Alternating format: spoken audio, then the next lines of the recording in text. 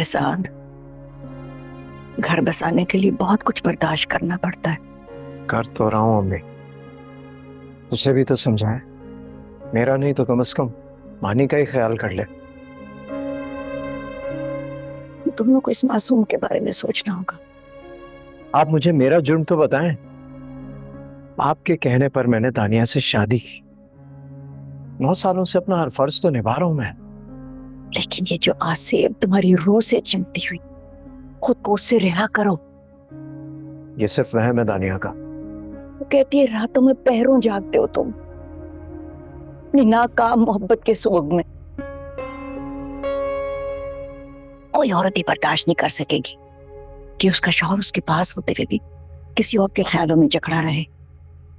मैं तुम्हारा टूटता हुआ घर नहीं देख सकती।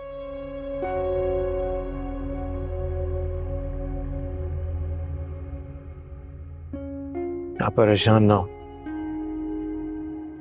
मैंने पहले भी दानिया का हमेशा ख्याल रखा और आइंदा भी रखूंगा।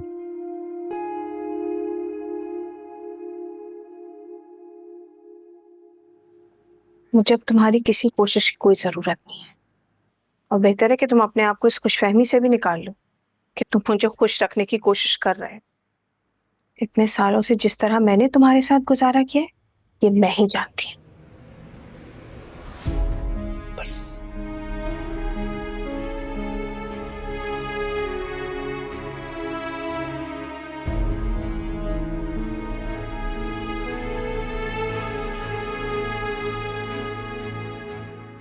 आपने देखा पप्पू, कितनी नफरत है इसके अंदाज में। नफरत नहीं करता तुमसे बेटा। पप्पू अगर नफरत नहीं करता तो और क्या करता है? मैं आपको अभी से बता रही हूँ, जिस दिन मेरे सब्र का पैमाना लबरेज हो गया, मैं मानी को लेकर कहीं और चली जाऊंगी। पापा,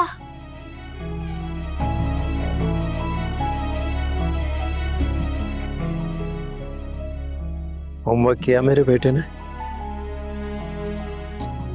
अच्छा, मैं कराऊंगा तुम्हें होमवर्क। पापा मुझे आपको और दादू को छोड़कर कहीं नहीं जाना।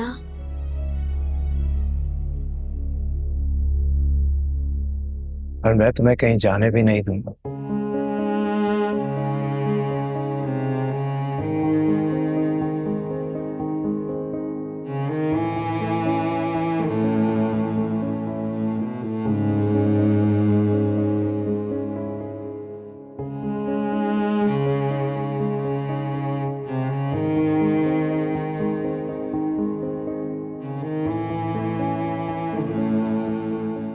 मानी, मानी,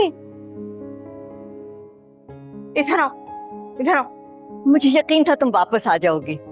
मैं अपने बेटे को अपने साथ ले जाने आई। चलो मानी। क्या कर रही हो? पागल मत बनो। पागल ही तो मैं थी जो पिछले 8 साल से एक जहनी मरीज के साथ गुजारा कर रही थी। बहजाद, खुला का नोटिस मेरा लॉयर तुम्हें भेज देगा। चलो मानी। मामा मुझे आपके साथ नहीं जाना, मुझे पापा के साथ रहना है। पापा मुझे नहीं जाना। तानिया, मत करो ऐसा। हमें तुम्हारी जरूरत है। तुम्हें मेरी परवाह नहीं है तो मानी की खातिर रुक जाओ।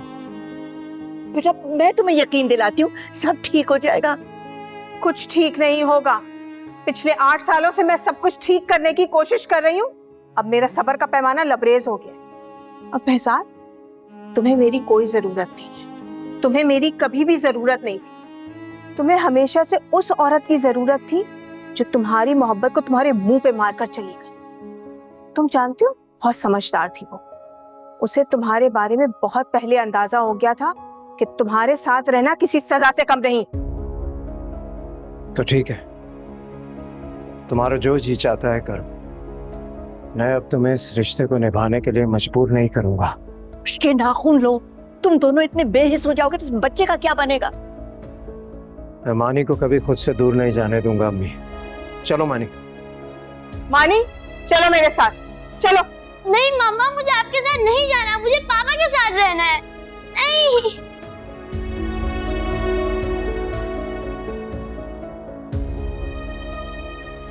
देखा आपने इस बच्चे ने क्या हरकत की है? behzad ने इसके दिमाग में इतना जहर भर दिया है मेरे खिलाफ कि मेरे बच्चे ने ये हरकत की है। तुम्हें क्या लगता है तुम ये सब हरकतें करके मुझे यहाँ रोक लोगे? नहीं, मैं किसी भी शर्त पर तुम्हारे साथ इस घर में रहने को तैयार नहीं हूँ। तानिया, तानिया क्या कर रही हो? मेरी बात सुनो बेटा, मत करो ऐसे। मेरी बात सुनो प्लीज, इधर आओ तानिया।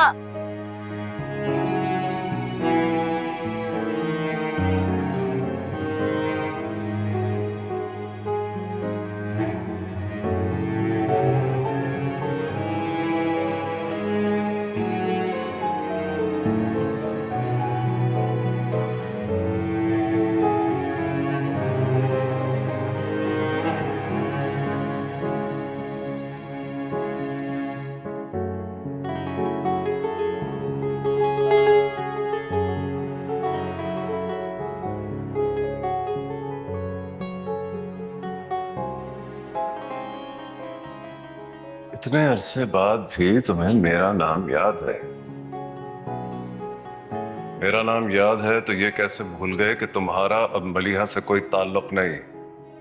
और मलिहा, तुम्हें तो मैं मुबारकबाद देना चाहता हूं कि आखिर वही हो गया जो तुम दोनों चाहती थी। पर मुझे ये अंदाजा नहीं था कि यहाँ पे तो माजी की अधूरी कहानियों को फिर से मुकम्मल किया जा रहा।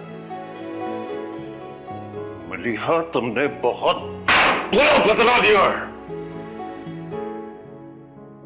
ये तो मैं जानता था कि तुम अपने माजी के हर खसारे का जिम्मेदार मुझे समझती हो, लेकिन ये मुझे अंदाजा नहीं था कि तुम इसका बदला इस तरह लोगी। बेहजाद तक जाने के लिए तुमने मेरी बेटी का सहारा लिया है।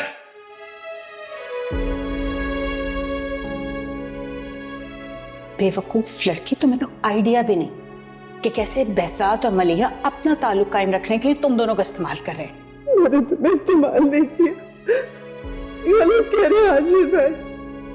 मुझे वाकई नहीं पता था कि मानी बेहजाद का बेटा है। प्लीज मेरा यकीन करो निम्रा। क्या ताल्लुक है अम्मी और बेहजाद अंकल का? पापा को इतनी नफरत क्यों है बेहजाद अंकल से?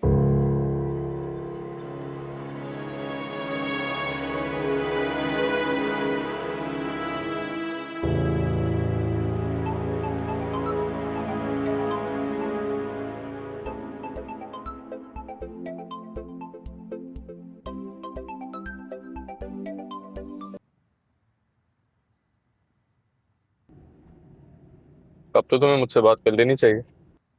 क्यों, ऐसा क्या हो गया? तुम्हें पता है पापा बहुत परेशान। अम्मी भी बहुत परेशान है। तुम मुझे बता तो देती कि तुम मेरी मोहब्बत को सिर्फ इसलिए इग्नोर कर रही थी कि क्योंकि मलिया आंटी ऐसा चाहती थी। वो क्यों ऐसा चाहेंगी? मैं तुम्हें अपनी मजबूरी बता चुकी हूँ, तुम फिर भी उनको इल्जाम दे रहे हो।